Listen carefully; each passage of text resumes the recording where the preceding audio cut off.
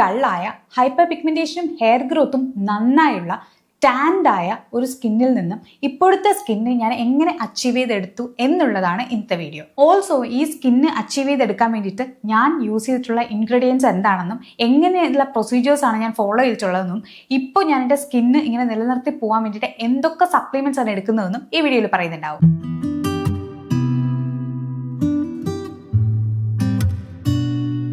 Welcome back to Veena സിനർച്ചൽ. ഞാൻ Veena, professional channel certified image consultant and personal stylist ആണ്. അപ്പോൾ എന്തെങ്കിലും തരത്തിലുള്ള ഇമേജ് മേക്കവേഴ്സോ സ്റ്റൈലിംഗ് സർവീസസോ സ്കിൻ കെയർ കൺസൾട്ടേഷൻസോ ആവശ്യമുണ്ടെങ്കിൽ എന്നെ റീച്ച് ഔട്ട് ചെയ്യാൻ പഠിക്കണം. ഞാൻ എൻ്റെ ഇൻസ്റ്റ ഐഡിയും അതോടൊപ്പം തന്നെ എൻ്റെ മെയിൽ ഐഡിയും ഡിസ്ക്രിപ്ഷൻ ബോക്സിൽ കൊടുക്കുന്നുണ്ടാവും.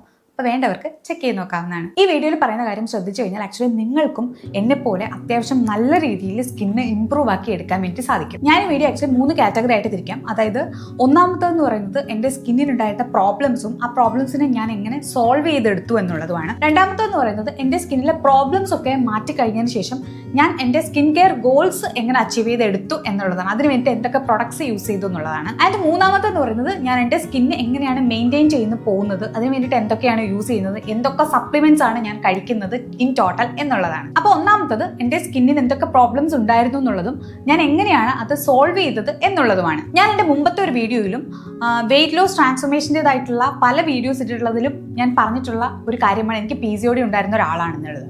അപ്പോൾ ഞാൻ അതിൻ്റെ കൂടെ തന്നെ പറഞ്ഞിട്ടുണ്ടായിരുന്നു PCOD ഉള്ള ആൾക്കാർക്ക് നോർമലി ഹൈപ്പർ പിഗ്മെന്റേഷൻ ഉണ്ടാവും, അതുപോലെ തന്നെ ഹെയർ ഗ്രോത്ത് ഉണ്ടാവും, അതുപോലെ തന്നെ സ്കിന്ന് ഡള്ളാവും, അത്തരത്തിലുള്ള പല പ്രശ്നങ്ങളും ഉണ്ടാകാനുള്ള ഒരു ചാൻസ് ഉണ്ട്. അപ്പം എനിക്ക് മെയിനായിട്ട് ഉണ്ടായിരുന്നത് അതുകൊണ്ടുണ്ടായ പ്രശ്നങ്ങളാണ്. അപ്പോൾ ഡയഗ്നോസ് ചെയ്ത PCOD ഉള്ള ഒരാളെന്ന നിലയിൽ ആക്ച്വലി എനിക്ക് ഈ പറഞ്ഞ പ്രശ്നങ്ങളെല്ലാം ഉണ്ടായിരുന്നു. ഇതിനാകെപ്പാടെ ഒറ്റ സൊല്യൂഷനേ ഉണ്ടായിരുന്നുള്ളൂ, PCODനെ ക്യൂർ ചെയ്യുക എന്നുള്ളതാണ്. അപ്പോൾ അതിന് ഡോക്ടർ ആക്ച്വലി എനിക്ക് മെഡിസിൻസ് തന്നിട്ടുണ്ടായിരുന്നു. ആൻഡ് മെഡിസിൻസ് തന്നതോടൊപ്പം തന്നെ എന്നോട് പറഞ്ഞിട്ടുണ്ടായിരുന്നു വെയിറ്റ് കുറയ്ക്കണം എന്നുള്ളത്. 6 മന്ത്സിനേക്കുള്ള മെഡിസിൻ ആയിരുന്നു എനിക്ക് തന്നിട്ടുണ്ടായിരുന്നത്. ഞാൻ എവിടുത്തെ ഡോക്ടറെയാണ് കണ്ടിരുന്നതെന്ന് ചോദിച്ചാൽ ഞാനിവിടെ കൊച്ചിയിൽ EMC എറണാകുളം മെഡിക്കൽ സെന്റർ അവിടെയുള്ള ഒരു ഡോക്ടറെയാണ് കണ്ടിട്ടുണ്ടായിരുന്നത്. ഒരു ഗൈനക്കോളജിസ്റ്റായിരുന്നു കണ്ടിട്ടുണ്ടായിരുന്നത്. അവരെനിക്ക് 6 മന്ത്സിനേക്കുള്ള ടാബ്ലറ്റ് തന്നു. 6 മന്ത്സിൻ്റെ ഉള്ളിൽ തന്നെ വെയിറ്റ് കുറയ്ക്കണം എന്ന് പറഞ്ഞു. ഞാൻ 6 മന്ത്സ് വരെ ടാബ്ലറ്റ് കഴിച്ചു. അതിൻ്റെ ഉള്ളിൽ തന്നെയാണ് എൻ്റെ വെയിറ്റ് ലോസ് ട്രാൻസ്ഫോർമേഷൻ നടന്നത്. അപ്പോൾ അതുകൊണ്ടൊക്കെ എൻ്റെ സ്കിന്നിൽ കുറച്ചും കൂടി ഈവൻ ടോൺ ആയിട്ട് മാറിയിട്ടുണ്ടായിരുന്നു എൻ്റെ സ്കിന്ന് പ്രോപ്പർലി. ആൻഡ് അതേപോലെ തന്നെ ഞാൻ മുമ്പൊക്കെ പല വീഡിയോസിൽ പറഞ്ഞിട്ടുള്ളത് പോലെ ഷുഗർ ഞാൻ എൻ്റെ ഡയറ്റിൽ നിന്ന് കംപ്ലീറ്റ് ആയിട്ട് ഒഴിവാക്കി. ഷുഗർ ഒഴിവാക്കിയപ്പോൾ തന്നെ എൻ്റെ സ്കിന്നിൻ്റെ ടെക്സ്ചർ മാറാൻ തുടങ്ങി. ഭയങ്കര ഡള്ളായിരുന്ന അവസ്ഥയിൽ നിന്നും പ്രോപ്പറായിട്ട് ഈവൻ ടോൺഡ് ആയിട്ട് മാറിയ ഒരു സ്കിൻ, കുറച്ചും കൂടി യൂത്ത്ഫുൾ ഗ്ലോ ഒക്കെ ഉള്ള ഒരു സ്കിന്നായി മാറി. അതായത് ഇപ്പോൾ ഉള്ള പോലെ അല്ല ഞാൻ പറയുന്നത്, പക്ഷെ അന്ന് ഏറ്റവും ആദ്യം ഉണ്ടായിരുന്നതിനേക്കാളും ബെറ്റർ ആയിരുന്നു അതിനുശേഷം, ഈ PCODയുടെ ക്യൂറിന് ശേഷം. അതുകൊണ്ട് തന്നെ ഞാൻ മെയിനായിട്ട് പറയുന്ന ഒരു കാര്യം, നിങ്ങൾക്ക് ആർക്കെങ്കിലും സ്റ്റബോൺ ആയിട്ടുള്ള ഹൈപ്പർ പിഗ്മെന്റേഷനോ അല്ലെങ്കിൽ ഡാർക്ക് പാച്ചസോ, അതായത് വെൽവെറ്റി ഡാർക്ക് പാച്ചസ് പോലെ ഉണ്ടാവുന്ന പാച്ചസോ, അല്ലെങ്കിൽ സ്കിൻ എപ്പോഴും ഡള്ളായിരിക്കുന്ന അവസ്ഥയോ അല്ലെങ്കിൽ പിമ്പിൾസ് വരുന്ന അവസ്ഥയോ ഒക്കെ ഉണ്ടെങ്കിൽ നിങ്ങൾക്ക് PCODയുമായിട്ട് റിലേറ്റ് ചെയ്തിട്ടായിരിക്കും ചിലപ്പോൾ ഇത് ഉണ്ടാവുക. അപ്പോൾ അങ്ങനെയാണെങ്കിൽ ആ PCOD ആണ് ആദ്യം ക്യൂർ ചെയ്യേണ്ടത്. ഇനി ചില ആൾക്കാർക്ക് നോർമലി PCOD ഒന്നും ഡയഗ്നോസ് ചെയ്തിട്ടുണ്ടാവില്ല, പക്ഷെ അവർക്കും ഇത്തരം പ്രശ്നങ്ങൾ ഉണ്ടാവാം. അങ്ങനെയുള്ളവരോട് ഞാൻ പറയുന്ന ഒരു കാര്യം, നമ്മൾ ഡയഗ്നോസ് ചെയ്യുന്ന PCODക്കപ്പുറം ലീൻ PCOS എന്ന് പറയുന്ന ഒരു കാര്യവും സബ്ക്ലിനിക്കൽ PCOS എന്ന് പറയുന്ന ഒരു കാര്യവും ഉണ്ട്. അതായത് ലീൻ PCOS എന്ന് പറയുമ്പോൾ നമ്മുടെ പ്രോപ്പർലി ഉള്ള ബോഡി വെയിറ്റ്, PCODയുടെ കൂടെ വരുന്ന ബോഡി വെയിറ്റിന്റെ ഇഷ്യൂസ് ഒന്നും ഉണ്ടാവില്ല അവർക്ക് ചെറുതായിട്ട് ഇറഗുലർ പീരീഡ്സ് മാത്രമേ ഉണ്ടാവുള്ളൂ. നോർമലി ഭയങ്കര ലീൻ ആയിട്ടുള്ള ഭയങ്കര മെലിഞ്ഞിട്ടുള്ള ശരീരപ്രകൃതി ആയിരിക്കും ഉണ്ടാവുക. അപ്പോൾ നമുക്ക് മനസ്സിലാവില്ല PCOD ആണോ ഇല്ലയോ എന്നുള്ള കാര്യം. പക്ഷെ അതും PCOD ആണ്. അത് കുറച്ച് കഴിയുമ്പോൾ PCOD ആയി പരിണമിക്കാവുന്നതാണ്. അല്ലെങ്കിൽ അവർക്ക് ഇങ്ങനെ തന്നെ ആയിരിക്കും ഉണ്ടാവുക, പക്ഷെ അവർക്ക് ഈ പറഞ്ഞ സ്കിൻ പ്രോബ്ലംസ് ഒക്കെ ഉണ്ടാവും. അപ്പോൾ അങ്ങനെ ഉണ്ടെങ്കിലും നിങ്ങൾ പോയിട്ട് ഹോർമോണൽ ടെസ്റ്റ് നടത്തുക. ഹോർമോണൽ ടെസ്റ്റ് നടത്തിയതിനു ശേഷം ലീൻ PCOS ഉണ്ടെങ്കിൽ അതിന് വേണ്ടിയിട്ടുള്ള മെഡിസിൻസ് എടുക്കുക. ഇനി മറ്റൊരു കാറ്റഗറി എന്താണെന്ന് വെച്ച് കഴിഞ്ഞാൽ സബ്ക്ലിനിക്കൽ PCOS ആണ്. അതായത് നമ്മൾ നോർമലി ഇപ്പോൾ ലീൻ PCOSന്റെ കാര്യത്തിലാണെങ്കിലും കുറച്ചും കൂടി ഈസി ആയിട്ടൊക്കെ നമുക്ക് ഡയഗ്നോസ് ചെയ്യാൻ പറ്റും, ബിക്കോസ് ഇറഗുലർ പീരീഡ്സ് ആണ് എന്നുള്ളതുകൊണ്ട്. ഇപ്പോൾ ഈ സബ്ക്ലിനിക്കൽ PCOS എന്ന് പറയുമ്പോൾ അവർക്ക് നോർമലി ഈ പറയുന്ന മെയിൻ ഇഷ്യൂസ് ഒന്നും കാണിക്കത്തില്ല. അതായത് വെയിറ്റിന്റെ ഫ്ലക്ച്വേഷൻസ് ഭയങ്കരമായിട്ട് ഉണ്ടാവില്ല, ചെറിയ രീതിയിലൊക്കെ ഉണ്ടാവും. പക്ഷേ at the same time irregular periods ആവണമെന്നില്ല. പീരീഡ്സ് ഒക്കെ ഓൾമോസ്റ്റ് റെഗുലർ പോലെ ഇരിക്കും. പക്ഷേ സ്കിന്നിൽ ഭയങ്കരമായിട്ടുള്ള പ്രശ്നങ്ങൾ കാണിക്കാൻ തുടങ്ങും. മേ ബി പിമ്പിൾസ് വരുന്നത്, ഭയങ്കരമായിട്ട് സ്കിൻ ഓയിലി ആവുന്നത്, ഹൈപ്പർ പിഗ്മെന്റേഷൻ വരുന്നത്. അതായത് ഈ ഒരു ഏരിയയിലൊക്കെ, ഈ മൗത്തിന്റെ ഏരിയയിലൊക്കെ, ഈ ഒരു അറൗണ്ട് മൗത്ത്, ആ ഒരു ഏരിയ ആണ് മെയിനായിട്ട് നമുക്ക് കൂടുതലായിട്ടും ആ സമയത്തൊക്കെ ഹൈപ്പർ പിഗ്മെന്റേഷൻ ഉണ്ടാവാനുള്ള ചാൻസ്. അത് മനസ്സിലാക്കേണ്ട കാര്യം, അത് ഹോർമോണൽ ഇഷ്യൂസ് ആണ് മെയിനായിട്ട് അതിനകത്ത് കാണിക്കുന്നത്. ഹോർമോണൽ ഇഷ്യൂസ് എന്ന് പറയുമ്പോൾ നിങ്ങൾക്ക് എന്തെങ്കിലും pills, birth control pills use ചെയ്തിട്ടുള്ളവരാണെങ്കിൽ അവർക്ക് അതുണ്ടാവും. ഹോർമോണൽ ട്രീറ്റ്മെന്റ്സ് എന്തെങ്കിലും ചെയ്തിട്ടുള്ളവരാണെങ്കിൽ അതുണ്ടാവാം. അതല്ല എന്തെങ്കിലും മെഡിസിൻസ് കഴിക്കുകയാണെങ്കിൽ അതുമായിട്ട് റിലേറ്റ് ചെയ്തിട്ടുള്ള ഹോർമോണൽ ചേഞ്ചസ് വന്നിട്ടുണ്ടെങ്കിൽ അതും ആവാം ഈ ഒരു ഭാഗത്ത് ഹൈപ്പർ പിഗ്മെന്റേഷൻ വരുന്നത്. അപ്പോൾ നിങ്ങൾ ആക്ച്വലി എന്തെങ്കിലും സ്കിൻ കെയർ ഒക്കെ ചെയ്തിട്ട് ഇത് മാറുന്നില്ല, ഭയങ്കര സ്ട്രോങ് ആയിട്ട് സ്റ്റബോൺ ആയിട്ട് അത് അവിടെ തന്നെ നിൽക്കുന്നുണ്ടെങ്കിൽ നിങ്ങൾ എന്തായാലും ഒരു ഹോർമോണൽ ടെസ്റ്റ് നടത്തുകയും അതിന് വേണ്ടിയിട്ടുള്ള ട്രീറ്റ്മെന്റ്സ് എടുക്കുകയും ഒക്കെ ചെയ്യണം. ഒരു ഡെർമറ്റോളജിസ്റ്റിനെ തന്നെ പോയി കണ്ട് വേണ്ട ട്രീറ്റ്മെന്റ്സ് പ്രോപ്പറായിട്ട് എടുക്കണം. ഇനി രണ്ടാമതായിട്ട് എൻ്റെ സ്കിൻ കെയർ ഗോൾസ് എന്തൊക്കെയായിരുന്നു എന്നും ഞാനത് എങ്ങനെ അച്ചീവ് ചെയ്തെടുത്തു എന്നുള്ളതുമാണ്. എനിക്ക് ഞാൻ ഈ പറഞ്ഞതുപോലെ നേരത്തെ ഉള്ള പ്രശ്നങ്ങൾ PCOD കാരണം ഉണ്ടായിരുന്ന സ്കിൻ ഇഷ്യൂസ് ഒക്കെ മാറിക്കഴിഞ്ഞപ്പോൾ പിന്നെ നമുക്ക് നോർമലി നമ്മൾക്ക് അച്ചീവബിൾ ആയ ഒരു ലുക്ക് ഓൾറെഡി കിട്ടി, അതായത് ഈവൻ ടോൺ ആയിട്ടുള്ള ഒരു ലുക്ക് കിട്ടി. പക്ഷെ എൻ്റെ ഒരു കൺസെപ്റ്റിൽ അല്ലെങ്കിൽ ഞാൻ ആലോചിക്കുമ്പോൾ നമ്മൾ ഏറ്റവും ബെറ്റർ വേർഷനിൽ ഇരിക്കുകയാണ് വേണ്ടതെന്നാണല്ലോ ആലോചിക്കുക. അപ്പം ഞാൻ ആലോചിക്കുക എൻ്റെ ബെറ്റർ വേർഷൻ ഇത്രയും മാത്രമേ നടക്കുകയുള്ളൂ, ഇത്ര മാത്രമേ എന്നെ കൊണ്ട് സാധിക്കുകയുള്ളൂ, എൻ്റെ സ്കിൻ ഇത്ര മാത്രമേ അച്ചീവ് ചെയ്യാൻ പറ്റുള്ളൂ എന്ന് തോന്നാൻ തുടങ്ങി. അപ്പോഴാണ് ഞാൻ മെല്ലെ എനിക്കൊരു സ്കിൻ കെയർ വേണം എന്ന് തോന്നിയിട്ട് ഞാൻ ഓരോരോ പ്രൊഡക്ട്സ് ആയിട്ട് യൂസ് ചെയ്ത് തുടങ്ങി. ഏറ്റവും ആദ്യത്തെ സമയത്തൊന്നും ഞാനത് യൂസ് ചെയ്തിട്ടുണ്ടായിരുന്നില്ല. ഞാൻ പറയുന്നത് PCOD ഉള്ള സമയത്ത് PCOD ക്യൂർ ചെയ്തതിന് ശേഷം ഞാൻ ജസ്റ്റ് സ്റ്റാർട്ട് ചെയ്ത 2 പ്രൊഡക്ട്സ് എന്ന് പറയുന്നത് വൈറ്റമിൻ സിയുടെ സപ്ലിമെൻറ്റും അതോടൊപ്പം തന്നെ സൺസ്ക്രീനുമാണ്. ഞാൻ മുമ്പ് പല വീഡിയോസിലും അതിനെക്കുറിച്ച് പറഞ്ഞിട്ടുണ്ട്. ഞാൻ വിറ്റമിൻ സി ഏതാണ് കഴിക്കുന്നത്, ലിംസി എന്നുള്ള ടാബ്ലറ്റ് ആണ്. ഞാനത് ഇപ്പോഴും കഴിക്കുന്നുണ്ട്. എല്ലാ ദിവസവും ആക്ച്വലി ഞാൻ കഴിക്കുന്ന ഒരു ടാബ്ലറ്റ് ആണത്. നിങ്ങൾക്ക് ആക്ച്വലി എല്ലാ ദിവസവും കഴിക്കാൻ പേടിയുണ്ടെങ്കിൽ ഞാൻ പറയുന്നത് ഒരു 3 months ഒക്കെ കഴിക്കുക, പിന്നെ ഒരു ബ്രേക്ക് എടുക്കുക, പിന്നെ വീണ്ടും ഒരു 3 months കഴിക്കുക, വീണ്ടും ഒരു ബ്രേക്ക് എടുക്കുക. അതായത് മേ ബി ഒരു 2 months അല്ലെങ്കിൽ 3 months തന്നെ ബ്രേക്ക് എടുക്കുക, അത് കഴിഞ്ഞിട്ട് വീണ്ടും റിപ്പീറ്റ് ചെയ്യുക. ഇങ്ങനെ ഒരു കാര്യമാണ് ഞാൻ ചെയ്തു പോകാൻ പറയുന്നത്. ആൻഡ് ഓൾസോ അതിൻ്റെ കൂട്ടത്തിൽ തന്നെ സൺസ്ക്രീൻ യൂസ് ചെയ്തിട്ട് തുടങ്ങി എന്നുള്ളത്, അല്ലെങ്കിൽ സൺസ്ക്രീൻ യൂസ് ചെയ്തതിന് ശേഷം എൻ്റെ സ്കിന്ന് ഓരോ വർഷവും എന്ന പോലെയാണ് ഇമ്പ്രൂവ് ആവുന്നത്. ഞാൻ നിങ്ങളോടൊരു കാര്യം പറയാം. അതായത് മെയിനായിട്ട് നമ്മൾ ഉദ്ദേശിക്കേണ്ട കാര്യം, ഇപ്പോൾ സ്കിന്നിൽ വേറെ ഒന്നും ട്രീറ്റ്മെൻറ്റ് ഒന്നും ചെയ്യാൻ നിങ്ങൾക്ക് ഉദ്ദേശമില്ലെങ്കിൽ, ഒരു തരത്തിലുള്ള സ്കിൻ കെയർ ചെയ്യാനും ഉദ്ദേശമില്ലെങ്കിൽ, അറ്റ്ലീസ്റ്റ് ഇപ്പോൾ ഉള്ള സ്കിന്നിനെ പ്രൊട്ടക്ട് ചെയ്ത് പോകേണ്ടത് ഒരാവശ്യമല്ലേ. അപ്പോൾ അതിന് വേണ്ടിയിട്ടാണ് നോർമലി സൺസ്ക്രീൻ യൂസ് ചെയ്യണം എന്ന് പറയുന്നത്. സൺസ്ക്രീൻ ആക്ച്വലി പ്രൊട്ടക്ഷൻ മാത്രമേ പ്രൊവൈഡ് ചെയ്യുള്ളൂ. സൺസ്ക്രീൻ സ്കിന്ന് ബെറ്റർ ആക്കുകയോ ഈവൻ ടോൺ ആക്കുകയോ ഒന്നും ചെയ്യുന്ന ഒന്നല്ല. അങ്ങനെ കാണരുത്. സൺസ്ക്രീനെ ഒരു പ്രൊട്ടക്ട് ചെയ്യുന്ന ഒരു ഫാക്ടറായിട്ട് മാത്രം കണ്ടാൽ മതി. ആ പ്രൊട്ടക്ഷൻ നമ്മൾ കൊടുക്കണം, ഇല്ലെങ്കിൽ പെട്ടെന്ന് തന്നെ സ്കിന്ന് ഡാമേജ് ആയി. അപ്പോൾ ഈ 2 പ്രൊഡക്ട്സ് ആക്ച്വലി യൂസ് ചെയ്ത് തുടങ്ങിയപ്പോൾ തന്നെ എൻ്റെ സ്കിന്നിൽ ചെറിയ രീതിയിലുള്ള ചേഞ്ചസ് വരാൻ തുടങ്ങി. ഇത് പെട്ടെന്ന് ഒരു ദിവസം കൊണ്ട് ഉണ്ടായതല്ല, കുറച്ച് സമയം എടുത്തിട്ടാണ് എനിക്ക് ചേഞ്ചസ് ഒക്കെ ഉണ്ടാവാൻ തുടങ്ങിയത്. ആൻഡ് കുറച്ച് കഴിഞ്ഞപ്പോൾ മുതൽ എൻ്റെ സ്കിന്ന് കുറച്ച് നന്നായിട്ട് റെസ്പോണ്ട് ചെയ്യുന്നുണ്ട്, അത്യാവശ്യം ബെറ്റർ ആയി ഇരിക്കുന്നുണ്ട് എന്ന് തോന്നിയപ്പോഴാണ് എനിക്ക് കുറച്ചും കൂടി സ്കിന്നിൻ്റെ ഒരു റേഡിയൻസ് കൂട്ടിക്കൊണ്ട് വരണം എന്നൊക്കെ തോന്നിയത്. അപ്പോൾ അപ്പോഴാണ് ഞാൻ പ്രോപ്പറായിട്ടുള്ള സ്കിൻ കെയർ റുട്ടീനൊക്കെ തുടങ്ങുന്നത്. പ്രോപ്പറായിട്ടുള്ള സ്കിൻ കെയർ റുട്ടീൻ എന്നും പറയാൻ പറ്റില്ല, ബിക്കോസ് ഞാൻ ഏറ്റവും ആദ്യം ഈ മോയ്സ്ചറൈസർ യൂസ് ചെയ്യുക അതൊന്നും അല്ലായിരുന്നു ഞാൻ ചെയ്തുകൊണ്ടിരുന്നത്. ഫേസ് വാഷ് ഞാൻ യൂസ് ചെയ്യുമായിരുന്നു ഒബ്വിയസ്ലി, പക്ഷെ അതല്ലാതെ ഞാൻ ഡയറക്റ്റ് സിറംസ് ആയിരുന്നു യൂസ് ചെയ്യുക. അപ്പോൾ സിറംസിൽ തന്നെ എനിക്ക് മനസ്സിലായ ഒരു കാര്യം, നയസിനമൈഡ് എനിക്ക് വർക്ക് ആവുന്നൊരു സിറമാണ്. ഞാൻ യൂസ് ചെയ്തുകൊണ്ടിരുന്ന നയസിനമൈഡ് 5% ആണ്. നിങ്ങളൊക്കെ ഒരു തെറ്റിദ്ധാരണ ചിലപ്പോൾ ഉണ്ടാവാം, നയസിനമൈഡ് 10% യൂസ് ചെയ്തതിനാൽ കൂടുതൽ ബെനിഫിറ്റ് കിട്ടുന്നുള്ളത്. പക്ഷെ അങ്ങനെയല്ല. എനിക്ക് തോന്നിയിട്ടുള്ളത് ഒരു ഐഡിയൽ ആയിട്ടുള്ള ഒരു എമൗണ്ട് നയസിനമൈഡിൽ വേണ്ടത് 5% ആണ്. അപ്പോൾ 5%ന്റെ നയസിനമൈഡ് യൂസ് ചെയ്തപ്പോഴാണ് എനിക്ക് ആക്ച്വലി ബെറ്റർ റിസൾട്ട് കിട്ടിയിട്ടുള്ളത്. ഈവൻ ഇപ്പോൾ ആണെങ്കിലും ഞാൻ നയസിനമൈഡ് യൂസ് ചെയ്യുമ്പോൾ, അതായത് ഇപ്പോൾ ഞാൻ ഓൾമോസ്റ്റ് ലൈക്ക് ഒരു 7-8 years ആയിട്ട് നയസിനമൈഡ് ഒക്കെ ഇടയ്ക്കിടയ്ക്ക് യൂസ് ചെയ്ത് പോകുന്ന ഒരാളാണ്. അപ്പോൾ അതിൻ്റെ അകത്ത് സ്റ്റിൽ ഞാൻ യൂസ് ചെയ്യുന്ന ഒരു പെർസെൻറ്റേജ് എന്ന് പറയുന്നത് 5% മാത്രമാണ്. ഞാനത് കൂട്ടിയിട്ടില്ല, ബിക്കോസ് എനിക്ക് അതിൻ്റെ ആവശ്യമുണ്ടെന്ന് തോന്നിയിട്ടില്ല. ഏറ്റവും ഐഡിയൽ ആയിട്ട് കൊണ്ടുപോകേണ്ടത് 5% തന്നെയാണെന്നാണ് എനിക്ക് തോന്നിയിട്ടുള്ളത്. പക്ഷേ വേറൊരു കാര്യം എന്ന് പറയുന്നത്, നയസിനമൈഡിനെക്കാളും ആക്ച്വലി കുറച്ചും കൂടെ ഇഫക്റ്റീവ് ആയിട്ടുള്ള ഒരു ഇൻഗ്രീഡിയൻ്റ് ആണ് വിറ്റമിൻ സി. അതാണ് എനിക്ക് എപ്പോഴും പറയാനുള്ള ഒരു കാര്യം. പക്ഷേ എൻ്റെ പേഴ്സണലി എനിക്ക് വർക്കായിട്ടുള്ള പ്രൊഡക്ട്സിൽ അല്ലെങ്കിൽ ഇൻഗ്രീഡിയൻസിൽ എനിക്ക് മെയിനായിട്ട് തോന്നിയിട്ടുള്ളത് വിറ്റമിൻ സിനെക്കാളിലും എനിക്ക് വർക്ക് ആവുന്ന നയസിനമൈഡ്, അൺലെസ് ഞാൻ ഈ ബയോക്യൂളിൻ്റെ സ്പോട്ട്ലെസ് സിറം കണ്ടുപിടിക്കുന്നത് വരെ. എന്ന് പറഞ്ഞാൽ മെയിനായിട്ട് പറയാനുള്ളൊരു കാര്യം, എനിക്ക് നോർമലി ആൽഫ ബ്യൂട്ടിനോ കോജിക് ആസിഡോ ഇതൊക്കെ ഞാൻ യൂസ് ചെയ്ത് നോക്കിയിട്ടുണ്ട്. പക്ഷെ അതൊന്നും അത്ര എഫക്റ്റീവ് ആയിട്ടുള്ളൊരു കാര്യമായിട്ട് എനിക്ക് തോന്നിയിട്ടില്ല പേഴ്സണലി, ബിക്കോസ് കുറേയധികം സമയം എടുക്കുന്നത് പോലെ എനിക്ക് തോന്നിയിട്ടുണ്ട്. ആൻഡ് ഓൾസോ ഞാൻ വിചാരിക്കുന്ന രീതിയിലുള്ള അച്ചീവ് ചെയ്യാൻ പറ്റുന്ന രീതിയിലുള്ള റിസൾട്ട് ഒന്നും കാണിക്കുന്നതായിട്ട് എനിക്ക് തോന്നിയിട്ടില്ല. അറിയാത്തവർക്ക് വേണ്ടി ഞാൻ പറയാം, ബയോക്യൂൾ എന്ന് പറഞ്ഞ ഈ ബ്രാൻഡ് ആക്ച്വലി എങ്ങനെയാണ് വർക്ക് ചെയ്യുന്നതെന്ന് വെച്ച് കഴിഞ്ഞാൽ, നാച്ചുറലി ഡിറൈവ്ഡ് ആയിട്ടുള്ള പ്രൊഡക്ട്സിൽ നിന്ന് ഇൻഗ്രീഡിയൻസ് ഡിറൈവ് ചെയ്തിട്ട് അത് വെച്ചിട്ടുള്ള ഫോർമുലേഷൻ ഉണ്ടാക്കുന്ന സിറംസ് ആണ് അവരുടേത്. സിറംസോ ഫേസ് വാഷസോ എല്ലാം. എസ്പെഷ്യലി ഈ arbutin plus phytol plus vitamin C എന്ന് പറഞ്ഞിട്ടുള്ള സിറം, ഈ ഒരൊറ്റ സിറം ഉണ്ടെങ്കിൽ തന്നെ ആക്ച്വലി നിങ്ങൾക്ക് ആൽഫ അബ്യൂട്ടിന്റെ ഗുണം കിട്ടും. ഓൾസോ ഫൈറ്റോൾ ആക്ച്വലി കുറച്ചും കൂടി ഒന്ന് ഈവൻ ടോൺ ആക്കാനും ഹൈപ്പർ പിഗ്മെന്റേഷനെ മാറ്റാനും ഒക്കെ ഹെൽപ്പ് ചെയ്യുന്ന ഒരു ഇൻഗ്രീഡിയൻ്റ് ആണ്. And at the same time vitamin C നിങ്ങൾക്ക് ഇറിറ്റേറ്റ് ചെയ്യാത്തൊരു ഇൻഗ്രീഡിയൻ്റ് ആണെങ്കിൽ നിങ്ങൾക്ക് ധൈര്യമായിട്ട് ഈ ഒരു പ്രൊഡക്റ്റ് യൂസ് ചെയ്യാം. എനിക്ക് ആക്ച്വലി ഞാൻ പറഞ്ഞില്ലേ, മറ്റുള്ള പ്രൊഡക്ട്സ് കുറേയധികം പ്രൊഡക്ട്സ് ഞാൻ യൂസ് ചെയ്ത് നോക്കിയിട്ടുണ്ട്. ആൽഫ ബ്യൂട്ടിൻ മാത്രമുള്ളത്, കോജിക് ആസിഡ് മാത്രമുള്ളത് ഒക്കെ ഞാൻ യൂസ് ചെയ്ത് നോക്കിയിട്ടുണ്ട്. എനിക്കതൊന്നും വർക്ക് ആയിട്ടില്ല.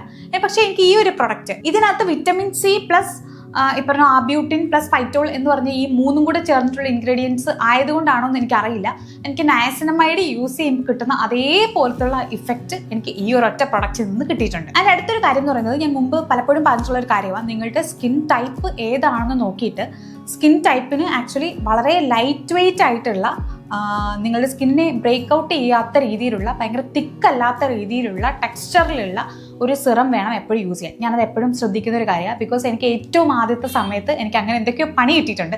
അതായത് കുറച്ച് ഓയിലി ആയിട്ടുള്ള ഒരു സിറം ഞാൻ യൂസ് ചെയ്തിട്ടുണ്ട്. അപ്പോൾ എനിക്ക് കുറേ പിമ്പിൾസ് വന്നു ഇവിടെ. അതിൻ്റെ മാർക്സ് ഒക്കെ പോകാൻ വേണ്ടിയിട്ട് ഞാൻ കുറേ കഷ്ടപ്പെട്ടിട്ടുണ്ട്. അപ്പോൾ അതിനുശേഷം ഞാൻ ഇതെപ്പോഴും നോക്കുന്ന ഒരു കാര്യമാണ്. ആൻഡ് ഓൾസോ ഫ്രാഗ്രൻസ് ഉണ്ടോ എന്ന് നോക്കും. അപ്പോൾ ഇതിൻ്റെ ഈ ഒരു ബയോക്യൂറിൻ്റെ പ്രൊഡക്റ്റിൻ്റെ ഒരു കൺസിസ്റ്റൻസി എന്ന് പറയുന്നത് ഭയങ്കര ലൈറ്റ് വെയിറ്റ് ആണ്. പ്രത്യേകിച്ച് കളറോ ഒന്നുമില്ല. ആൻഡ് ഇത് ഭയങ്കര ലൈറ്റ് വെയിറ്റ് ആണ്, ഭയങ്കര ലിക്വിഡി ആയിട്ട് പോകുന്നത്. But at the same time ചെറിയ രീതിയിലൊരു തിക്നെസ് ഉണ്ട്. അതായത് നമുക്ക് സിറത്തിന് വേണ്ടുന്ന പെർഫെക്റ്റ് കൺസിസ്റ്റൻസി അതാണ് ഈ പ്രൊഡക്റ്റിനുള്ളത്. ആൻഡ് അതുപോലെ തന്നെ വേറൊരു കാര്യം, നമ്മൾ വിറ്റമിൻ സി ഒക്കെ എടുക്കുമ്പോൾ എപ്പോഴും ഈ ഗ്ലാസ് ബോട്ടിൽസിലുള്ളത് ചൂസ് ചെയ്യാതെ ഇതുപോലത്തുള്ള പാക്കേജിലുള്ളത് നോക്കുകയാണെങ്കിൽ കുറച്ചും കൂടി നല്ലതാണ്. Because oxidised ആവാതിരിക്കും. ആൻഡ് അടുത്തൊരു കാര്യം എന്ന് പറയുന്നത്, വിറ്റമിൻ സി ഒക്കെ പെട്ടെന്ന് ഓക്സിഡൈസ്ഡ് ആയി പോയാൽ അത് നിങ്ങൾ അങ്ങനെ പോവാതിരിക്കാൻ വേണ്ടിയിട്ട് ചെയ്യാൻ പറ്റുന്ന മറ്റൊരു കാര്യം, ഫ്രിഡ്ജിൽ സൂക്ഷിച്ചാൽ മതി. അങ്ങനെയാണെങ്കിലും ഇറ്റ്സ് ഓക്കെ, അത് കുഴപ്പമില്ലാണ്ടിരിക്കും. ഓക്സിഡൈസ്ഡ് ആകുന്നത് യൂസ് ചെയ്യുകയൊക്കെ ചെയ്യാം. പക്ഷേ ഉള്ള ഒരു പ്രശ്നം വെച്ചാൽ ഓക്സിഡൈസ്ഡ് ആയി കഴിഞ്ഞാൽ അത് എഫക്റ്റീവ് അല്ലാതായി മാറും. ആൻഡ് ഈ ഒരു സിറത്തിന്റെ ബെസ്റ്റ് പാർട്ട് എന്ന് പറയുന്നത്, ഇത് എല്ലാ സ്കിൻ ടൈപ്പിനും പറ്റുന്ന രീതിയിലുള്ള ഒരു സിറമാണ്. അതായത് നിങ്ങളുടെ സ്കിന്ന് ഓയിലി ആയിക്കോട്ടെ, നോർമൽ ആയിക്കോട്ടെ, കോമ്പിനേഷൻ ആയിക്കോട്ടെ, ഡ്രൈ സ്കിൻ ആയിക്കോട്ടെ, എല്ലാ സ്കിൻ ടൈപ്സിനും ഈ ഒരു പെർട്ടിക്കുലർ പ്രോഡക്റ്റ് നന്നായിട്ട് വെക്കാം. അപ്പോൾ ഒരു തരത്തിലുള്ള സിറംസും മുമ്പ് യൂസ് ചെയ്യാത്തവരാണെങ്കിൽ, നിങ്ങൾക്ക് ഏത് സിറം യൂസ് ചെയ്യണം എന്നുള്ള കൺഫ്യൂഷന് നിൽക്കുന്നവരാണെങ്കിൽ ഈ ഒരു പ്രൊഡക്റ്റ് നിങ്ങൾക്ക് ധൈര്യമായിട്ട് യൂസ് ചെയ്യും. അപ്പോൾ ഈ സ്കിൻ കെയർ പ്രൊഡക്ട്സ് ഒക്കെ ഞാൻ യൂസ് ചെയ്ത് നയസിനമൈഡ് പോലെയുള്ളത്, ചെറുതായിട്ട് വിറ്റമിൻ സി അങ്ങനെയുള്ള സാധനങ്ങളൊക്കെ യൂസ് ചെയ്ത് തുടങ്ങിയപ്പോൾ എൻ്റെ സ്കിന്നിന് ചെറിയ രീതിയിലൊക്കെ മാറ്റങ്ങൾ വരാൻ തുടങ്ങി. ചെറിയ രീതിയിലല്ല, അത്യാവശ്യം നല്ല രീതിയിൽ തന്നെ ഭയങ്കര റേഡിയേറ്റ് ചെയ്യാൻ തുടങ്ങി. പക്ഷേ അറ്റ് ദ സെയിം ടൈം എനിക്ക് ഈ പറഞ്ഞ പോലെ ആദ്യ സമയത്ത് സ്കിൻ കെയർ കുറച്ച് കൂടിപ്പോയതിൻ്റെ ആണോ എന്ന് എനിക്കറിയില്ല. അപ്പോൾ കുറച്ച് പിമ്പിൾസ് ഒക്കെ വന്നു. ഈ ഒരു ഏരിയയിൽ, ഈ സൈഡിൽ തന്നെയാണെന്ന് തോന്നുന്നു, ഇവിടെ കുറച്ച് ഡാർക്ക് സ്പോട്ട്സ് ഒക്കെ വന്നു. അത് ഭയങ്കര സ്റ്റബോൺ ഡാർക്ക് സ്പോട്ട്സ് ആയിട്ട് നിൽക്കാൻ തുടങ്ങി. അപ്പോൾ എനിക്ക് കുറേ അധികം കൺസേൺ ആയതിനെപ്പറ്റി. അപ്പോഴാണ് ഞാൻ ഈ പറയുന്ന പോലെ ആൽഫ ബ്യൂട്ടിനും കോജിക് ആസിഡും ഒക്കെ പലത് മാറി മാറി പരീക്ഷിച്ചു. പക്ഷെ അതൊന്നും പോയില്ല. പക്ഷെ അത് ഓരോ സമയത്ത് അത് ജസ്റ്റ് ഫെയ്ഡായി വരുന്നുണ്ട്. പിന്നെ കുറച്ച് കഴിഞ്ഞപ്പോൾ ഞാനത് വിട്ടു. ആ ടെൻഷനും കൂടെ കൂടുമ്പോഴാണ് അത് കുറച്ചും കൂടെ എവിഡൻ്റായിട്ട് നിൽക്കുന്നത് പോലെ തോന്നുന്നതെന്ന് എനിക്ക് തോന്നിയിട്ടുണ്ട്. അപ്പം ഞാനത് വിട്ടു.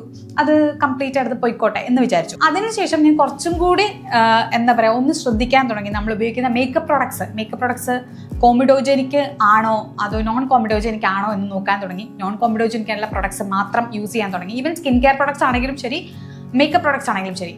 And also at the same time ഒരുപാട് ലെയർ ചെയ്യാതിരിക്കാൻ ഞാൻ ശ്രദ്ധിക്കാറുണ്ട്. പക്ഷേ ഈവൻ ദോ ഞാൻ കൂടുതൽ സമയത്ത് എനിക്ക് മനസ്സിലാക്കിയിട്ടുള്ളൊരു കാര്യം എന്ന് പറയുന്നത്, ഇപ്പോൾ ഞാൻ ഭയങ്കര ഹ്യൂമിഡിറ്റി ഉള്ളൊരു ഏരിയയിലേക്ക് പോവുകയാണെന്ന് വെച്ചോ, മേ ബി എൻ്റെ വീട്ടിൽ പോവുക, അല്ലെങ്കിൽ എവിടെയെങ്കിലും യാത്ര പോകുമ്പോൾ ഏതെങ്കിലും ഹ്യൂമിഡിറ്റി കൂടുതലായിട്ടുള്ള ഒരു ഏരിയയിലേക്ക് പോവുക, കുറേ നേരം വിയർത്തൊക്കെ നിൽക്കുക, മേക്കപ്പ് ഇട്ട് കുറേ നേരം വിയർത്തൊക്കെ നിൽക്കുകയാണെങ്കിൽ പെട്ടെന്ന് തന്നെ ആക്ച്വലി അതിൻ്റെ പിറ്റേ ദിവസമോ അതിൻ്റെ അടുത്ത ദിവസമോ ഒക്കെ ആയിട്ട് എനിക്ക് ചെറിയ രീതിയിലുള്ള പിമ്പിൾസ് വരാനുള്ള സാധ്യത എപ്പോഴും ഞാൻ കാണാറുണ്ട്. പിന്നെ ഞാൻ അത് കഴിഞ്ഞിട്ട് യൂസ് ചെയ്യാൻ തുടങ്ങിയൊരു പ്രൊഡക്റ്റാണ് റെറ്റിനോൾ എന്ന് പറയുന്നത്. അത് ഞാൻ ഓൾമോസ്റ്റ് ലൈക്ക് എൻ്റെ ഒരു 31 ഏജ് ഒക്കെ ആയപ്പോഴാണ് ഞാൻ യൂസ് ചെയ്യാൻ തുടങ്ങിയത്. നിങ്ങളൊരു 25+ മുതലുള്ള ആൾക്കാരാണെങ്കിൽ നിങ്ങൾക്ക് റെറ്റിനോൾസ് യൂസ് ചെയ്ത് തുടങ്ങാം. ആൻഡ് അടുത്തൊരു കാര്യം ഞാൻ പറയാനുള്ളതെന്ന് വെച്ച് കഴിഞ്ഞാൽ, ഭയങ്കരമായ പിമ്പിൾസ് വരുമ്പോൾ നോർമലി ഡോക്ടറിൻ്റെ അടുത്ത് പോകുമ്പോൾ ഡോക്ടർ ടെട്രനോയിഡിൻ്റെ ഒന്നുകിൽ ടാബ്ലറ്റ്സ് തരും അല്ലെങ്കിൽ ക്രീം തരും. അത് ആക്ച്വലി ഒരു എന്താ പറയുക, ഒരു പ്രോബ്ലമിനെ അത് സോൾവ് ചെയ്യാൻ വേണ്ടിയിട്ട് എടുക്കുന്ന രീതിയിലുള്ള ഒരു ഇൻഗ്രീഡിയൻ്റ് ആണ്. അത് ഡോക്ടേഴ്സ് പ്രിസ്ക്രൈബ് ചെയ്ത് തരികയാണ് ചെയ്യുക. അത് ഞാൻ ആക്ച്വലി യൂസ് ചെയ്തിട്ടുണ്ട്. അപ്പം അത് യൂസ് ചെയ്തപ്പോൾ എനിക്കുണ്ടായ ഒരു കാര്യം വെച്ചാൽ, എനിക്ക് ആദ്യത്തെ സമയത്തൊക്കെ സ്കിന്ന് ഭയങ്കര ഡ്രൈ ആവുന്ന പോലെ തോന്നിയിട്ടുണ്ട്. എൻ്റെ സ്കിന്നിൻ്റെ വേറൊരു പ്രശ്നത്തിന് വേണ്ടിയിട്ടല്ല ഞാൻ ആക്ച്വലി ടെട്രനോയിൻ യൂസ് ചെയ്തത്. ഞാനതൊരു ആൻറ്റി ഏജിങ് റുട്ടീൻ്റെ ഭാഗമായിട്ട് യൂസ് ചെയ്ത് തുടങ്ങിയതാണ്. റെറ്റിനോൾ കുറച്ച് നാളധികം, അതായത് എനിക്ക് തോന്നുന്നു ഒരു 2-3 ഇയേഴ്സ് ഒക്കെ ഞാൻ റെറ്റിനോൾ യൂസ് ചെയ്തതിന് ശേഷമാണ് ഞാൻ ടെട്രനോയിൻ യൂസ് ചെയ്യാൻ തുടങ്ങിയത്. അപ്പം അത്രയും ആക്ച്വലി എൻ്റെ സ്കിന്ന് അതുമായിട്ട് അഡ്ജസ്റ്റഡ് ആയിട്ടുണ്ട്. അതുകൊണ്ട് ആണ് ഞാൻ ധൈര്യപൂർവ്വം ടെട്രനോയിൻ യൂസ് ചെയ്യാൻ തുടങ്ങിയത്. അത് എല്ലാ ദിവസവും ഒന്നും യൂസ് ചെയ്യുന്നില്ല. ഇപ്പോൾ ഒക്കെ ആണെങ്കിലും എനിക്ക് തോന്നുന്നു ഒരു വീക്ക്ലി വൺസ് ഒക്കെ തന്നെ ഞാനിപ്പോൾ ടെട്രനോയിൻ യൂസ് ചെയ്യുന്നുള്ളൂ, അല്ലെങ്കിൽ വീക്ക്ലി ട്വൈസ്, അത്രേ ഉള്ളൂ. പിന്നെ എനിക്ക് കുറച്ചും കൂടി സ്കിന്ന് ബ്രൈറ്റ് ആക്കാൻ വേണ്ടി ഹെൽപ്പ് ചെയ്ത മറ്റൊരു ഇൻഗ്രീഡിയൻ്റ് ആണ് ട്രാനക്സാമിക് ആസിഡ്. എനിക്ക് ഞാൻ മുമ്പ് പറഞ്ഞല്ലോ ആൽഫാബേറ്റും എനിക്ക് വർക്ക് ആയിട്ടില്ല, കോജിക് ആസിഡ് എനിക്കധികം വർക്ക് ആയിട്ടില്ല, പക്ഷേ ട്രാനക്സാമിക് ആസിഡ് എനിക്ക് ചെറിയ രീതിയിലൊക്കെ വർക്ക് ആയിട്ടുണ്ട്. നൗ ഇപ്പോൾ ഈ ഒരു സമയത്തൊക്കെ ഞാൻ എൻ്റെ സ്കിന്നിന് വലിയ പ്രശ്നങ്ങളൊന്നുമില്ല. അണ്ടർ ഐ പിഗ്മെന്റേഷൻ ഉണ്ട്. അണ്ടർ ഐ പിഗ്മെന്റേഷന് വേണ്ടിയിട്ട് ഞാൻ അതേക്കുറിച്ച് ഞാൻ എടുത്ത് പറയാത്തതാണ്. ഞാൻ ത്രൂ ഔട്ട് എനിക്കൊന്ന് ബോഡി ട്രാൻസ്ഫോർമേഷന് ശേഷം ത്രൂ ഔട്ട് ഞാൻ പല രീതിയിലുള്ള അണ്ടർ ഐ ക്രീംസ് യൂസ് ചെയ്തിട്ടുണ്ട്, ഒരുപാട് യൂസ് ചെയ്തിട്ടുണ്ട്. ആൻഡ് ഇപ്പോൾ ഞാൻ കുറച്ച് നാളായിട്ട് എനിക്ക് മനസ്സിലാവുന്നത് കൂടുതലായിട്ടും അതിൻ്റെ പെർഫോമൻസ് അല്ല ഞാൻ നോക്കാറുള്ളത്, അതിൻ്റെ കൺസിസ്റ്റൻസിയാണ്. മിലിയ പോലുള്ള പ്രശ്നങ്ങൾ വരാതിരിക്കണം. അണ്ടർ ഐ ഇപ്പോൾ എൻ്റെ മെയിൻ ഇഷ്യൂ എന്ന് വെച്ചാൽ ഹൈഡ്രേറ്റഡ് ആയിട്ടിരിക്കണം, ഡ്രൈ ആവാൻ പാടില്ല, അത് മാത്രമേ ഉള്ളൂ. അപ്പോൾ ഞാൻ കൂടുതലായിട്ടും കുറച്ചും കൂടി തിൻ കൺസിസ്റ്റൻസിയിലുള്ളതായിരിക്കും, കുറച്ചും കൂടി നറിഷ്മെന്റ് തരുന്നത് നോക്കും. അങ്ങനെയൊക്കെയാണ് കൂടുതലായിട്ട് ഞാൻ നോക്കാറുള്ളത്. ഇനി മൂന്നാമത്തെ കാര്യം, ഞാൻ എങ്ങനെ എൻ്റെ സ്കിൻ മെയിൻറ്റെയിൻ ചെയ്യുന്നു എന്നുള്ളതും ഞാൻ എന്തൊക്കെ സപ്ലിമെന്റ് കഴിക്കുന്നു എന്നുള്ളതുമാണ്. ഞാൻ മുമ്പത്തെ പോയിന്റിൽ പറഞ്ഞതുപോലെ തന്നെ ഞാൻ അത്തരം പ്രോഡക്ട്സ് ഒക്കെ പല രീതിയിലുള്ള നയസിനമൈഡ്, വിറ്റമിൻ സി അല്ലെങ്കിൽ ട്രാനക്സാമിക് ആസിഡ്, റെറ്റിനോൾ ഇതൊക്കെ യൂസ് ചെയ്യാൻ തുടങ്ങിയതിൻ്റെ ശേഷം എൻ്റെ സ്കിന്ന് ഓരോ വർഷവും കൂടുതൽ ബെറ്ററായി വരുന്നതാണ് എനിക്ക് മനസ്സിലായിട്ടുള്ളത്. പക്ഷേ അത് മാത്രമാണോ എന്നെ ഹെൽപ്പ് ചെയ്യുമെന്ന് ചോദിച്ചാൽ എനിക്കറിയില്ല. അതിൻ്റെ കൂട്ടത്തിൽ ഞാൻ വിചാരിക്കുന്നത് ഒന്ന്, നമ്മുടെ ലൈഫ് സ്റ്റൈൽ ചേഞ്ച് ആയിട്ടുള്ളത് ഒരു ഇമ്പോർട്ടൻറ്റ് ഫാക്ടർ തന്നെയാണ്. ആൻഡ് ഓൾസോ എനിക്ക് കൂടുതൽ സമയം തോന്നിയിട്ടുള്ളത്, ഞാൻ എൻ്റെ നാട്ടിൽ പോകുമ്പോൾ, അതായത് നാടെന്ന് പറയുമ്പോൾ പുനലൂരാണ്, അപ്പോൾ അവിടെ പോകുന്ന സമയത്ത് അവിടെ മേ ബി ഒരു 1 വീക്ക് അല്ലെങ്കിൽ 2 വീക്കൊക്കെ നിൽക്കുകയാണെങ്കിൽ എൻ്റെ സ്കിന്ന് ഭയങ്കര ഡള്ളാവുന്ന പോലെ തോന്നിയിട്ടുണ്ട്. അപ്പോൾ മേ ബി ചിലപ്പോൾ ജോഗ്രഫിക്കൽ കണ്ടീഷനും ഇമ്പോർട്ടൻ്റ് ആയിരിക്കും. ഞാൻ കുറേ കാലമായിട്ട് കൊച്ചിയിൽ നിൽക്കുമ്പോൾ എനിക്ക് ആ പ്രശ്നമില്ല, ട്രിവാൻഡ്രത്ത് നിൽക്കുമ്പോഴും ആ പ്രശ്നമില്ല. ആൻഡ് അതിൻ്റെ കൂടെ എനിക്ക് തോന്നുന്നൊരു 31-32 ഒക്കെ ആയപ്പോൾ ഈ റെറ്റിനോളൊക്കെ സ്റ്റാർട്ട് ചെയ്ത് തുടങ്ങി അതേ സമയത്ത് തന്നെയാണ് ഞാൻ കൊളാജൻ സപ്ലിമെൻറ്റ്സ് എടുത്ത് തുടങ്ങിയത്. ആൻഡ് കൊളാജൻ സപ്ലിമെൻറ്റും ഞാൻ ഈ വിറ്റമിൻ സിനെ പോലെ തന്നെ എല്ലാ ദിവസവും എന്നുള്ളത് പോലെ ഞാൻ കഴിക്കുന്ന ഒരു ഇൻഗ്രീഡിയൻ്റ് ആണ്. എല്ലാ ദിവസവും ഞാൻ കഴിക്കാറുണ്ടത്. പക്ഷേ അത് കഴിഞ്ഞിട്ട് ഞാൻ ഈ വീഡിയോസ് ഒക്കെ സ്റ്റാർട്ട് ചെയ്തതിന് ശേഷമാണ് ഞാൻ ഗ്ലൂട്ടാത്തയോൺ പോലെയുള്ള ഇൻഗ്രീഡിയൻസ് അല്ലെങ്കിൽ അങ്ങനത്തെ പ്രോഡക്ട്സ് ഞാൻ യൂസ് ചെയ്യാൻ തുടങ്ങി, സപ്ലിമെൻറ്റ്സ്. ആ സപ്ലിമെൻറ്റ്സ് ഞാൻ എന്നും എടുക്കാറില്ല. അതായത് ഇടയ്ക്കത് എടുക്കും, കുറച്ച് മേ ബി ഒരു 1 മന്തോ അല്ലെങ്കിൽ 2 മന്തോ അല്ലെങ്കിൽ 3 മന്തോ ഒക്കെ എടുക്കും. പിന്നെ ഞാനത് സ്റ്റോപ്പ് ചെയ്യും. പിന്നെ കുറച്ച് നാൾ അതില്ലാതെ പോവും. പിന്നെ വീണ്ടും ചില സമയത്ത് എടുക്കും. അങ്ങനെ അല്ലാതെ ഞാൻ പ്രോപ്പറായിട്ട് ഗ്ലൂട്ടാത്തയോൺ ട്രീറ്റ്മെൻറ്റ് ചെയ്തിട്ടില്ല, IV ഇഞ്ചെക്ഷൻസ് എടുത്തിട്ടില്ല. ഞാൻ സ്കിന്നിന് വേണ്ടി ഒരു പ്രൊസീജിയേഴ്സും, അതായത് കെമിക്കൽ പീൽസോ അല്ലെങ്കിൽ ലേസർ ട്രീറ്റ്മെൻറ്റോ അങ്ങനെയുള്ള ഒരു പ്രൊഡക്ട്സും ഒരു പ്രൊസീജിയേഴ്സും ഞാൻ ഇതുവരെ എൻ്റെ സ്കിന്നിൽ ചെയ്തിട്ടില്ല. ഈവൻ ഞാൻ ഫേഷ്യൽ ആകെ എനിക്കൊന്നും ജീവിതത്തിൽ തന്നെ ആകെ 2 തവണ ചെയ്തിട്ടുള്ളൂ. അത് ഇപ്പോഴൊന്നും അല്ല, കുറേ മുമ്പാണ്. അതൊന്നും ചെയ്യാതിരുന്നത് കൊണ്ടാണോ എന്താണോ എന്നറിയില്ല, സ്കിന്ന് അത്യാവശ്യം ബെറ്റർ ആയിട്ട് തന്നെ എപ്പോഴും ഫീൽ ചെയ്യാറുണ്ട്. പിന്നെയുള്ള വളരെ ഇമ്പോർട്ടൻ്റ് ആയിട്ടുള്ള ഒരു കാര്യം എന്താണെന്ന് വെച്ച് കഴിഞ്ഞാൽ, ഞാൻ ഈ സപ്ലിമെന്റ്സ് കഴിക്കുന്നു എന്ന് പറഞ്ഞില്ല, അത് കൊളാജൻ സപ്ലിമെന്റ് കഴിക്കുന്നുണ്ട്. ബിക്കോസ് എൻ്റെ ഏജ് ഇത്ര ആയതുകൊണ്ട്, ഒരു 30+ ഒക്കെ ആയതുകൊണ്ടാണ് ഞാൻ അത് കൊളാജൻ സപ്ലിമെന്റും കൂടെ ഡെയിലി റുട്ടീനിൽ ഉൾപ്പെടുത്തിയിട്ടുള്ളത്. ആൻഡ് ഓൾസോ വിറ്റമിൻ സിയും കഴിക്കുന്നുണ്ട്. അപ്പോൾ നമ്മൾ സപ്പോസ് ഗ്ലൂട്ടാത്തയോൺ ഒക്കെയാണ് നമ്മൾ എല്ലാ ദിവസവും എന്ന പോലെ എടുക്കുകയാണെങ്കിൽ നമ്മുടെ ബോഡി ആക്ച്വലി ഗ്ലൂട്ടാത്തയോൺ പ്രൊഡക്ഷൻ കുറയ്ക്കാനുള്ള ഒരു ചാൻസ് ഉണ്ട്. അതിന് വേണ്ടിയിട്ട് എന്താ ചെയ്യേണ്ടതെന്ന് വെച്ച് കഴിഞ്ഞാൽ, നോർമലി ചെയ്യേണ്ടത് നമ്മൾ അതിൻ്റെ കൂട്ടത്തിൽ പ്രീകേഴ്സേഴ്സ് നമ്മൾ യൂസ് ചെയ്യാം. അതായത് വിറ്റമിൻ സി പോലെയുള്ളൊരു പ്രൊഡക്റ്റ് സെപ്പറേറ്റ് ഉണ്ടെങ്കിൽ നമ്മുടെ ബോഡിക്ക് ആക്ച്വലി ആ ഒരു പ്രൊഡക്ഷൻ കുറയ്ക്കുന്നത് കുറച്ചും കൂടെ കുറയ്ക്കും. അതായത് വിറ്റമിൻ സി ഉണ്ടെങ്കിൽ നമ്മുടെ ബോഡി കുറച്ചും കൂടി ഗ്ലൂട്ടാത്തയോൺ പ്രൊഡ്യൂസ് ചെയ്തോളും. ആൻഡ് അതിൻ്റെ കൂടെ ഈ വർഷം എന്ന് പറയാൻ പറ്റില്ല, എനിക്ക് തോന്നുന്നു കഴിഞ്ഞ വർഷം ലാസ്റ്റ് മുതൽ എൻ്റെ സ്കിൻ കെയർ റുട്ടീനിൽ ഞാൻ കുറച്ചും കൂടെ ചേഞ്ചസ് വരുത്തിയിട്ടുണ്ട്. കുറച്ചും കൂടെ ഒരു ആൻറ്റി ഏജിങ് റുട്ടീനാണ് ഞാനിപ്പോൾ ചെയ്തുകൊണ്ട് പോകുന്നത്. അതിന് മെയിനായിട്ട് ഞാൻ കോപ്പർ പെപ്റ്റൈഡ് സിറം ഇപ്പോൾ യൂസ് ചെയ്യുന്നുണ്ട്. അതുപോലെ ഒരു ഗ്രോത്ത് ഫാക്ടർ സിറം ഉണ്ട്, അത് യൂസ് ചെയ്യുന്നുണ്ട്. അതല്ലാതെ ഞാൻ കറൻ്റ്ലി ഞാൻ ബേസിക് ആയിട്ടുള്ള സ്കിൻ കെയർ റുട്ടീൻസ് ഉണ്ടായിരുന്നല്ലോ. അതായത് നോർമലി വിറ്റമിൻ സി എല്ലാ ദിവസവും യൂസ് ചെയ്യുക, നിയാസിനമൈഡ് എല്ലാ ദിവസവും യൂസ് ചെയ്യുക, അത്തരം പരിപാടികൾ ആക്ച്വലി തൽക്കാലം കുറച്ചൊന്ന് നിർത്തിയിട്ടുണ്ട്. കൂടുതലായിട്ട് ഞാൻ ആൻറ്റി ഏജിങ്ങിന് വേണ്ടിയിട്ട് കോപ്പർ പെപ്റ്റൈഡും അതുപോലെ തന്നെ മെട്രിക്സൽ 3000 അല്ലെങ്കിൽ ആർജിർലൈൻ സൊല്യൂഷൻ, ഇത്തരത്തിലുള്ള പെപ്റ്റൈഡ്സിലാണ് ഞാൻ കൂടുതൽ കോൺസെൻട്രേറ്റ് ചെയ്തിട്ടുള്ളത്. അപ്പോൾ ഇത്രയുമാണ് ഞാൻ എൻ്റെ സ്കിന്ന് ഇപ്പോഴത്തെ രീതിയിലേക്ക് ആക്കാൻ വേണ്ടിയിട്ട്, അല്ലെങ്കിൽ ഇപ്പോഴത്തെ സ്കിന്ന് അച്ചീവ് ചെയ്തെടുക്കാൻ വേണ്ടിയിട്ട് ഞാൻ ഫോളോ ചെയ്തിട്ടുള്ള കാര്യങ്ങൾ. ഇതിൽ മറ്റൊരു കാര്യം എനിക്ക് പറയാനുള്ളത്, നിങ്ങൾ വിറ്റമിൻ B12 പോലെയുള്ള ഡെഫിഷ്യൻസി ഉണ്ടെങ്കിലും നിങ്ങൾക്ക് ഹൈപ്പർ പിഗ്മെന്റേഷൻ ഉണ്ടാകാനുള്ള ചാൻസ് ഉണ്ട്. അപ്പോൾ അതും കൂടി ഒന്ന് ചെക്ക് ചെയ്യണം എപ്പോഴും. അപ്പോൾ അങ്ങനെ ഉണ്ടെങ്കിൽ ആദ്യം നിങ്ങളുടെ സ്കിന്നിലെ പ്രോബ്ലംസ് എന്താണെന്ന് നോക്കിയിട്ട് ആ പ്രോബ്ലംസിനെ ആദ്യം സോൾവ് ചെയ്യാൻ നോക്കുക. അതിനുശേഷം ഒരു സ്കിന്നിന് ഗോൾ വെക്കുക.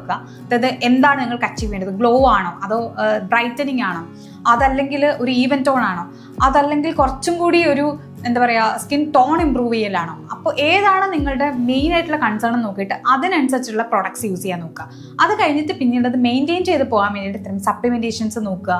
അതല്ലെങ്കിൽ റെഗുലറായിട്ട് യൂസ് ചെയ്യുന്ന രീതിയിലുള്ള മറ്റുള്ള ഇൻഗ്രീഡിയൻസ് നിലനിർത്തി പോകാൻ വേണ്ടിയിട്ടും കൂടെ നോക്കുക. ഇത്രയും ഒക്കെ ശ്രദ്ധിച്ചു കഴിഞ്ഞാൽ എൻ്റെ സ്കിന്നെന്നല്ല ഞാൻ പറയുക, നിങ്ങളുടെ സ്കിന്നിൽ തന്നെ ഏറ്റവും ബെറ്റർ വേർഷനിൽ നിങ്ങളുടെ സ്കിന്നിനെ എത്തിക്കാൻ വേണ്ടിയിട്ട് നിങ്ങൾക്ക് എല്ലാവർക്കും സാധിക്കും. അപ്പോൾ ഇത്രയേ ഉള്ളൂ ഇന്നത്തെ വീഡിയോ. ഇഷ്ടമാണെങ്കിൽ സബ്സ്ക്രൈബ് ചെയ്യാൻ മറക്കരുത്. അടുത്ത വീഡിയോയിൽ നമുക്ക് വീണ്ടും കാണാം. Tata, bye, love U.